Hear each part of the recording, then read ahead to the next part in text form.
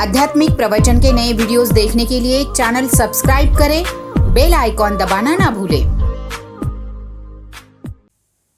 प्यारी साध संगत जी, प्यार से कहना धन निरंकार। और साध संगत, एक गुरसिख की अवस्था का वर्णन किया गया है कि गुरसिख की अवस्था क्या होनी चाहिए। तो और साध संगत, चरण धूल जो हमें सतगुरु ने सिखाई है कि हमने कैसे चरण धूल लेते रहना है और कैसे झुकने का भाव हमें सिखाया गया है। और सत्संग चरण धूल की महत्ता क्या है कि चरण धूल मस्तक ते लाया, बदल जाए मत्थे दी रेखा।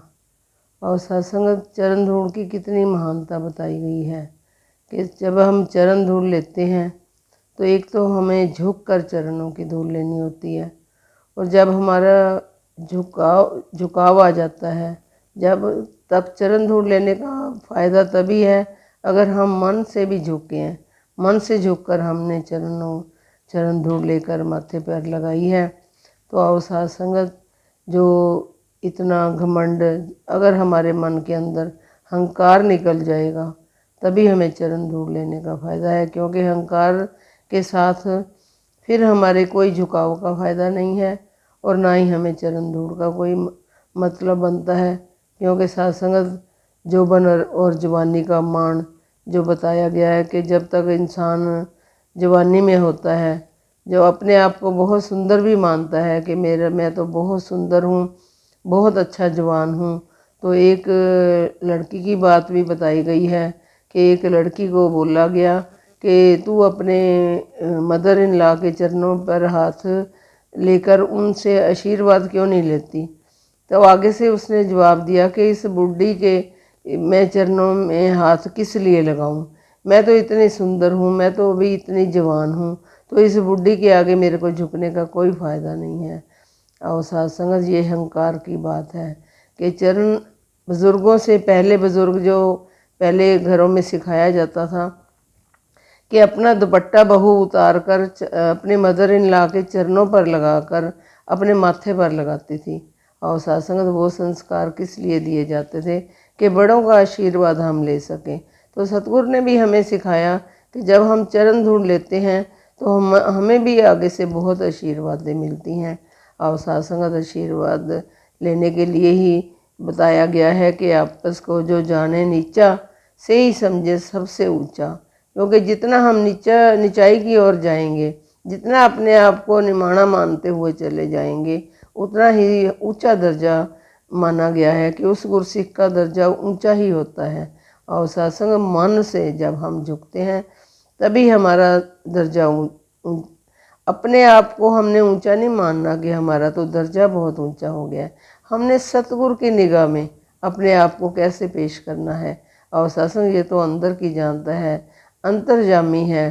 सत्संग एक चींटी की उदाहरण भी आती है कि चींटी जो होती है, एक हाथी और एक चींटी, हाथी में कितना फ़र्क है, वो चींटी से कितना बड़ा अपने आप को मानता है, होता भी बड़ा है। और एक उसकी जो आगे मुंह के आगे सूंड लगी हुई होती है, वो देखो कितनी बड़ी होती है। लेकिन जब वो झुकाव में होता है तो अपने आप को मिट्टी के अंदर से जब वो फुंकारा मारता है सूंड के साथ, तो सारी मिट्टी उसके ऊपर ही पड़ जाती है। और क्योंकि उसको मान है कि मैं बहुत बड़ा हूँ चींटी से। और जो चींटी होती है वो कितनी छोटी होती है। वो चींटी जो है वो मिट्टी के अंदर से ही अपने मुंह के साथ ढूंढ ढूंढ के चीनी भी निकाल लेती है। और सत्संग भी ये निमाणेपन की बात है, छोटेपन की बात है कि जितना हम निमाना बन के झुकाव में रहेंगे उतने ही हम फलदार बने रहेंगे। और सत्संग यही सतगुरु ने जो हमें सिखाया है, आशीर्वाद दो कि हम खाली बोलो तक सीमित ना रह जाएं। और अपने आप को भी हम वैसे ही सत्संगत दासी के मदर इन लॉ की बात याद आ रही है कि जब हम समागम से आते थे, मदर इन लॉ बुजुर्ग हो गए थे तो वो समागम पर नहीं जा सकते थे।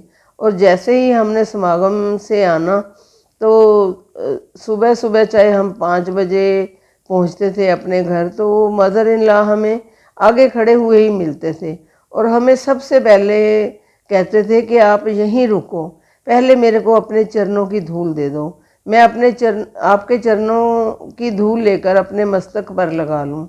क्योंकि सत्संग वो कहते थे आप सब सतगुरु की नगरी से आए हो और इतने संत महात्माओं के से आशीर्वाद लेकर आए हो, सारी चरण धूल सत्संग मदर इन लॉ हमारे कपड़ों को भी हाथ मल मल के अपनी बॉडी के ऊपर लगाते थे। ये सत्संग सब श्रद्धा की बात है। जब हम इतनी श्रद्धा हमारे मन में होती है तो माथे की जो लकीरें तभी बदलती हैं, तभी ये किस्मत हमारी चमक उठती है। और ये सतगुरु निरंकार सब देख रहा होता है। उनकी हाजिरी कई बार दासी ने समागम पर भी सुना कि बाबा जी अक्सर कहते थे कि जिनकी बदौलत आप समागम पर आए हो, जिन्होंने घर खुद रहकर आपको समागम पर भेजा है, चाहे वो किसी कारण भी नहीं आ सके तो उनका भी दास उनके लिए भी आशीर्वाद की कामना करता है और उनकी हाजिरी भी परवान करता है।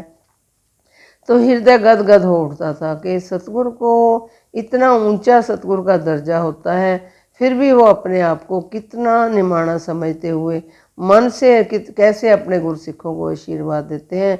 और सत्संग जो गुरसिख की निशानी होती है वो चरण धूल लेने की मस्तक पर तभी वो लगा सकते हैं जब अपने मन को नीवा करके, मन नीवा और मत ऊंची।